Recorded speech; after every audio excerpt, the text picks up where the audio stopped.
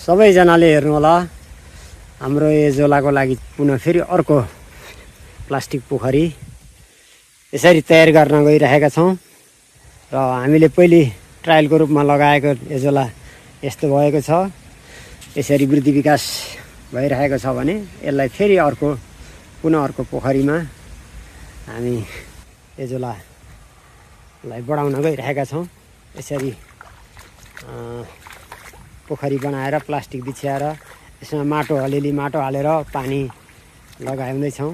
अब यो पानी अलि माथि आइसकेपछि 1.5 फिट भइसकेपछि हामी फेरि यसलाई चाहिँ नि एजोलाका बिउ यसमा लगाउनेछौँ।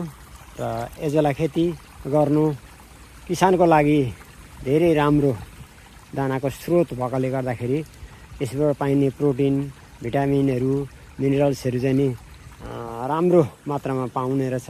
प्रोटिन 25 देखि 35% चाहिँ प्रोटिन पाइँदो रहेछ भनेदेखि अरू मिनरल्सहरू क्याल्सियम भिटामिनहरू B12हरू पनि समेत पाउने भएकोले गर्दाखेरि यो एजोला अनिवार्य रूपमा कृषकले लाउनु होला।